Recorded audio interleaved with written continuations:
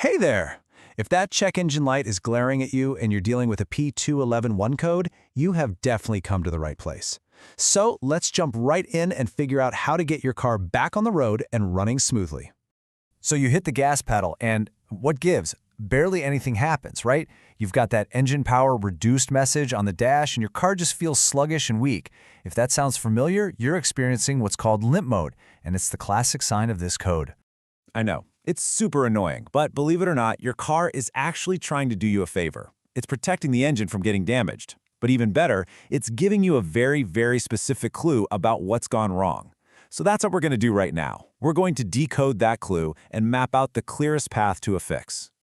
All right, so first up, let's get a really solid handle on what this P2111 code is actually trying to tell us. Okay, the fancy name for this is Throttle Actuator Control System Stuck Open. But here's what that actually means in plain English. Your car's brain, the main computer, told a little flap inside the engine to close, but for some reason, the computer can tell that the flap is ignoring the command. It's stuck open, even if it's just a tiny little bit. And that little disagreement is what causes all the problems you're probably feeling right now. Obviously, the check engine light is on. That engine power reduced message is the big one. You also might notice the engine is idling really high, or maybe the RPMs are jumping up and down. Acceleration is, well, terrible. And sometimes the engine might just give up and stall completely. So to figure out why it gets stuck, we've got to take a quick look at how this whole system works. The easiest way is to think of it as a gatekeeper for the air your engine breathes. This is actually a great way to think about it. The throttle body is kind of like the windpipe for your engine. And inside, there's a little round metal plate that swings open and closed to control exactly how deep of a breath the engine can take. The more air it breathes, the more power you get. Simple as that. Here's how it's supposed to work, right? 1, you step on the gas. 2, that tells the computer what you want. 3, the computer sends a jolt of electricity to a tiny motor, which opens that plate. And 4, air rushes in, the engine gets the fuel it needs, and you go faster. That P2111 code, that's what happens when there's a breakdown somewhere in that chain. So, the main characters in this little drama are the electronic throttle body itself. That's the whole housing with the motor and gears. Then you've got the wiring harness that plugs into it. And finally, the car's computer, the PCM, which is the director of the whole show. A problem with any of these can be our culprit. All right, we get what it is, we get how it should work. Now for the big question. Why on earth does it get stuck? Now take a look at this, because this is really the key to the whole thing. A whopping 70% of the time, the problem is just some simple gunk, carbon buildup. Everything else, a bad part, a wiring problem, that's all way less common. That 70% figure is huge, and it tells us exactly where to look first.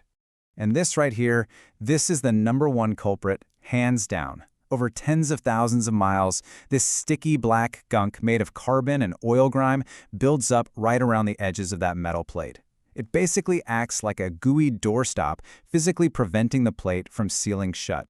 Now, don't get me wrong, other things can fail. That little electric motor can burn out, or the plastic gears inside can get stripped, wires can get chewed on or corroded, and yeah, in really rare cases, a sensor or the computer itself can go bad. But you always start with the most likely suspect first.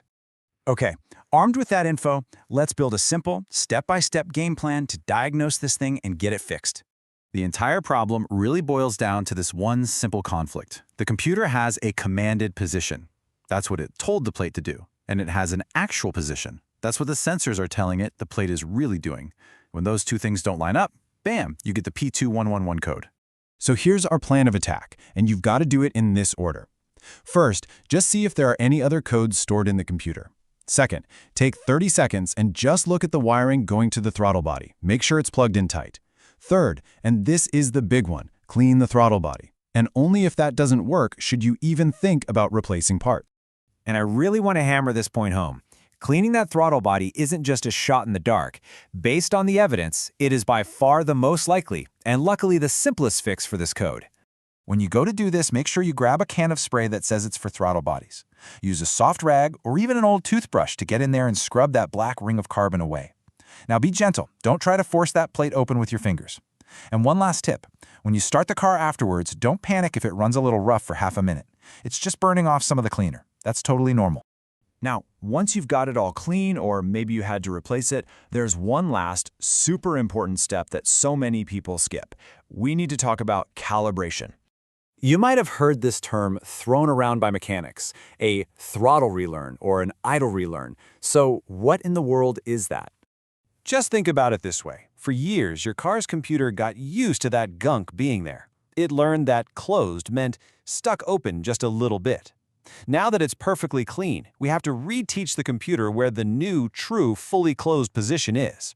That calibration is the relearn procedure. Okay, here's the catch though. Every car company does this a little differently. For some, it's a funky sequence like turn the key, press the pedal 3 times, you know?